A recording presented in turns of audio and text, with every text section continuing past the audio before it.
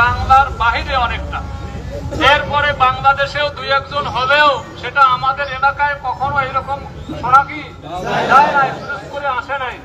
এখনো পিরোজপুরের একটা ঐতিহ্য সারা দেশে, বাংলাদেশ সহ পৃথিবীর বহু দেশে আছে। তার কারণ হলো পিরোজপুরে সাইদি সাহেবের জন্ম। আপনি বাংলাদেশের যে কোনো প্রান্তে যাবেন, সেখানে গিয়ে জিজ্ঞাসা যখনই বলবেন বাড়ি পিরোজপুর, তখনই বলে যে আপনার বাড়ি কি সাইদি সাহেবের এলাকায়? তারা বলবে পিরোজপুর মানে সাইদি সাহেবের এলাকা। এমন কোন জায়গা বাংলার জমিনে নেই যেখানে গেলে সাইদি সাহেবের কথা জিজ্ঞাসা করেন না।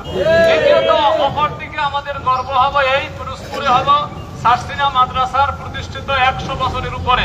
বাংলার জমিনে এমন কোন মাদ্রাসা নেই আমার মতে যেখানে দুই একজন সারসিনা থেকে পড়ুয়া শিক্ষক হইয়া কাজ না করছে। এভাবে চরমনায় সারসিনা সবই আমাদের বরিশাল অঞ্চলে। এই দিক দিয়ে আমরা বরিশালের মানুষ, পিরোজপুরের মানুষ সব দিক দিয়ে গর্বিত।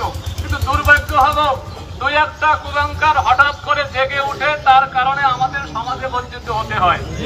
সবচাইতে বড় আফসোস, আজকে যে প্রতিবাদটা আমরা করলাম, এটা আমাদের এলাকার একটা কুলাঙ্গারের বিরুদ্ধে করা হলো।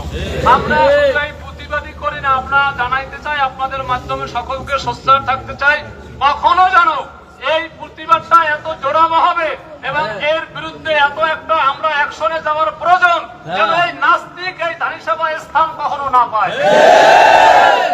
শিক্ষা হবে যে অদূর ভবিষ্যতে আমাদের এলাকার কোন মানুষ ইসলাম, কোরআন এবং বিশ্বনবীর বিরুদ্ধে যেন কোনো কথা বলার মতো সাহস কোনোদিন না হয়।